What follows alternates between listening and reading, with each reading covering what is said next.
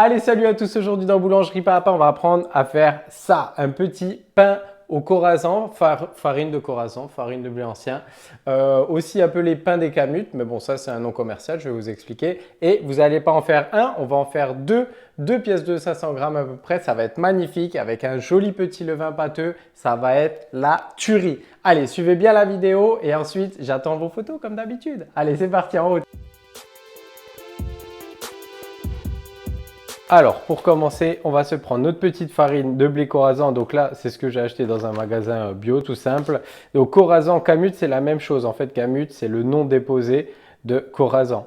Khorasan, c'est une variété ancienne, mais pour récolter dans le nord de l'Iran, c'est surtout qu'elle est très intéressante pour les qualités nutritionnelles. Voilà, riche en protéines, en sels minéraux, magnésium, nanana, etc.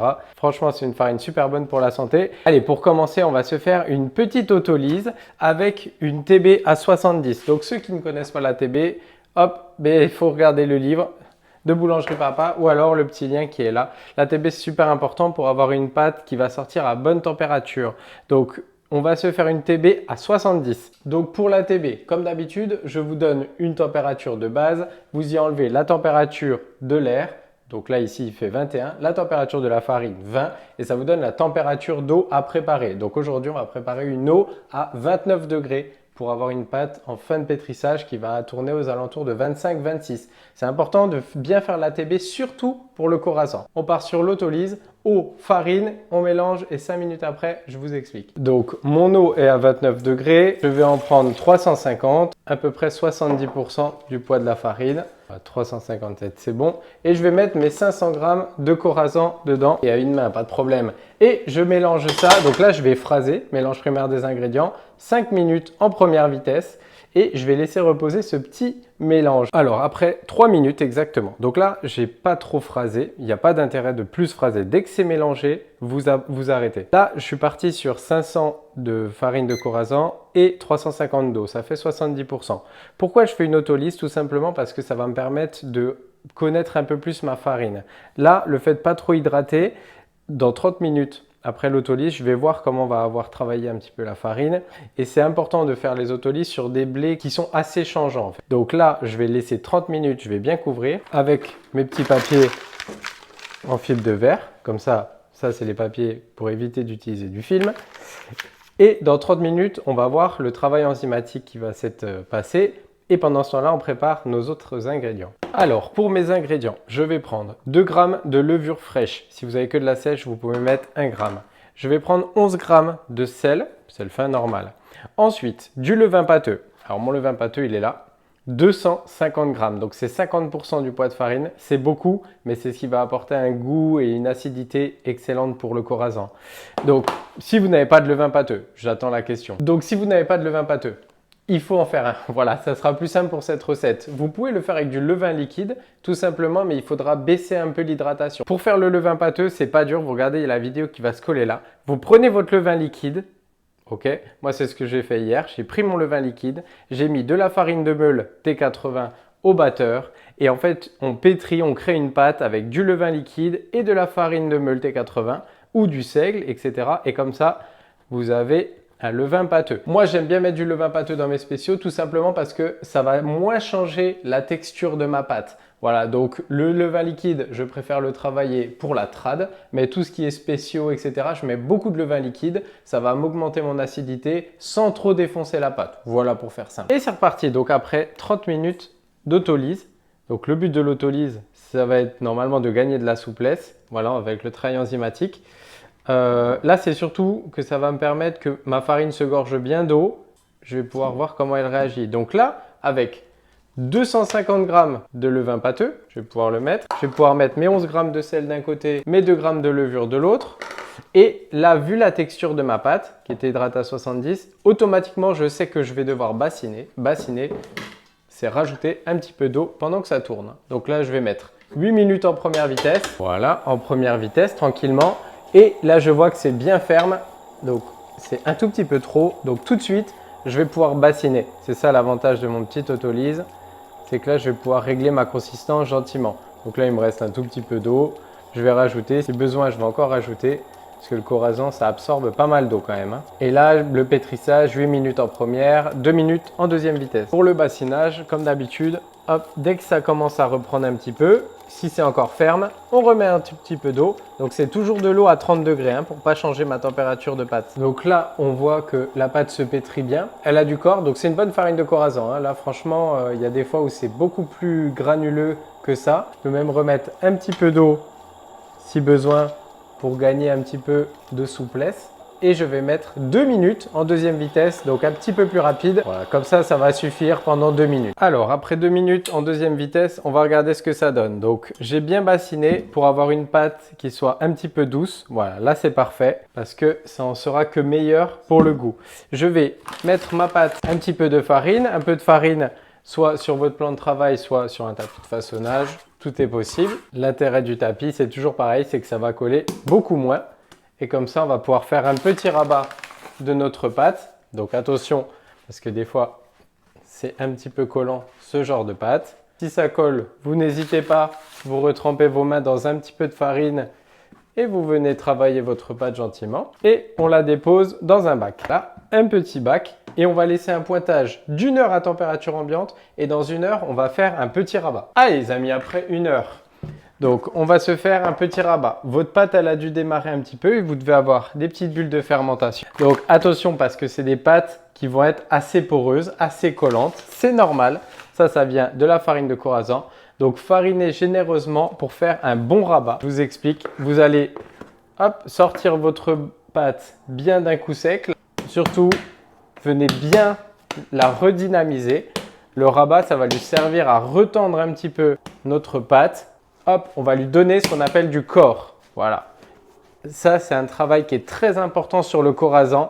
Et vous voyez, là, elle a du corps. Elle peut repartir en pointage. À ce moment-là, 2 possibilités. Soit vous la bloquez au froid jusqu'au lendemain, pendant à peu près 10 heures à 4 degrés, bien bloqué. Sinon, on va attendre encore 1 heure de fermentation. Et dans 1 heure, on travaillera notre pâte qui sera parfaite. Allez les amis, c'est parti. On passe au détaillage. Alors, à ce moment-là, surtout, n'oubliez pas de bien préchauffer votre four. Pourquoi? Parce que l'après va être très court, 40 minutes. Vous mettez votre four à chauffer, 250 degrés au taquet, comme on aime. Hop, donc là, votre pâte a bien fermenté. On va la fariner et fariner bien votre plan de travail parce que ça va coller. Et comme il n'y a pas beaucoup de corps ni de force, on va faire bouler et façonner en suivant. Vous allez voir, super rapide, efficace. Donc voilà, j'ai mes 2 pâtons à 600 grammes qui sont là. Et surtout, n'oubliez pas, vous pouvez fariner un petit peu, c'est pas grave parce que je sais que ça va coller. Donc là, ce qu'on va faire, on va se faire une bonne mise en forme boule. Ça, comme la rabattre, en fait, ça va lui redonner un petit peu de dynamisme et de force. Donc là, pendant les manipulations, je travaille avec une farine de trad, T65. Là, je ne travaille plus avec ma Corazon. Voilà, quand c'est bien boulé, bien dynamique et qu'il y a du corps, c'est parfait. Donc, je vais me préparer une petite toile, un petit chiffon, bon là c'est un vieux tablier comme d'habitude, un petit rouleau, le rouleau de mamie, rouleau du Seigneur, et on va se faire un petit façonnage. Donc là je peux laisser, ça va dépendre un petit peu de la force de votre pâte. La petite technique pour savoir si je peux la travailler, si j'appuie et que la trace de doigt ressort, c'est qu'il y a encore un peu de force. Je peux laisser une petite détente de 5 minutes, ça sera parfait. Si vous appuyez et que la trace reste directement, c'est qu'il n'y a plus de force, vous pouvez façonner. Donc là, je vais attendre juste 2 minutes et dans 2 minutes, on façonne. Du coup, pendant ce petit temps de détente, vous prenez une petite boule à thé ou un tamis et vous allez fariner votre petite couche. Pourquoi? Parce qu'on va faire un tourne-gris, c'est-à-dire qu'après le façonnage, je vais mettre le beau côté sur la couche. Allez, et au bout de 2 minutes, je prends mon pâton, je tourne mon pâton pour avoir le côté un peu moins esthétique face à moi. Je farine s'il y a besoin et je vais faire ce qu'on appelle un petit triangle. Donc, je vais prélever une petite partie de ma boule, la rabattre. Je vais tourner et refaire l'opération. Et vous avez compris qu'au bout de 3 fois, j'aurai, si tout se passe bien, un triangle.